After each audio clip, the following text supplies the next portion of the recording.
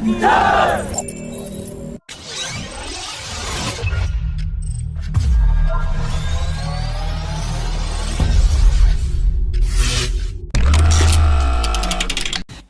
U.S. Senate has passed the National Defense Authorization Act that advocates to strengthen defense ties with India and helping India to reduce its reliance on Russian-made military equipment. Under the passed act, the U.S. Department of Defense officials will have to engage with India's Ministry of Defense within the next 90 days for purpose of joint research and development on emerging defense technologies.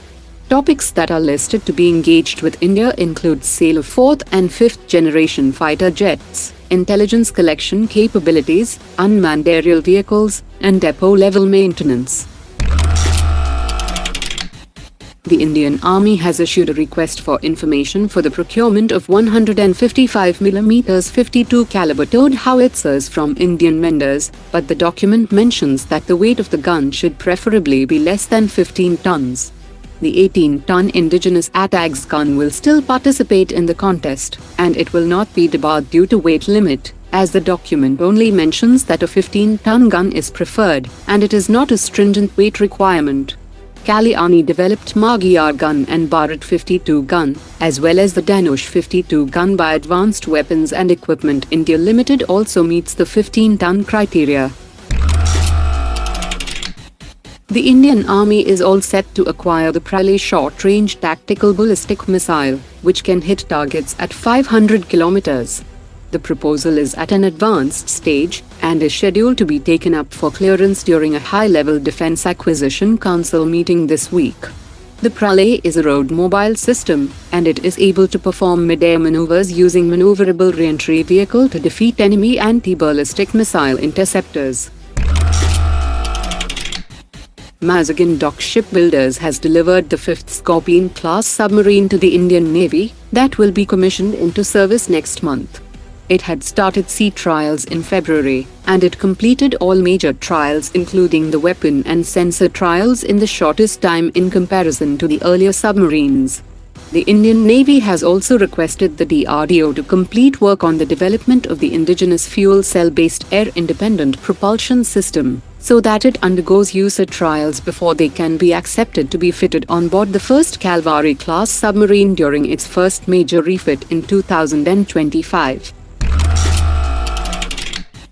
Garden Reach Shipbuilders has launched the first anti-submarine warfare shallow water craft for the Indian Navy. Garden Reach Shipbuilders and Cochin Shipyard Limited are jointly building 16 such vessels, and these 900-ton vessels will have the ability to detect enemy submarines in coastal waters, as well as full-scale subsurface surveillance.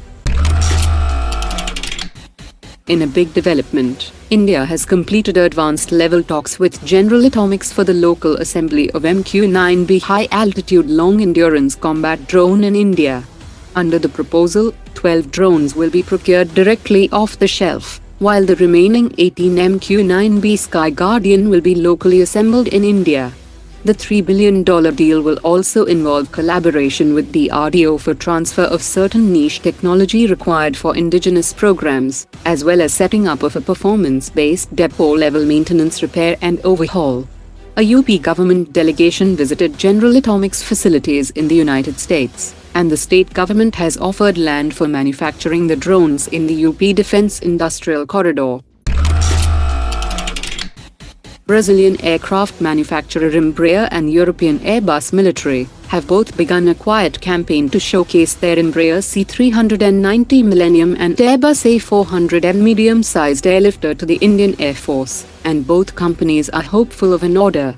Embraer has conducted talks with Hindustan Aeronautics and has offered local manufacturing rights for the C390 Millennium, while on the other hand, Airbus has said that if selected, the A400M can be manufactured in India at the same Tata Airbus C295 manufacturing facility.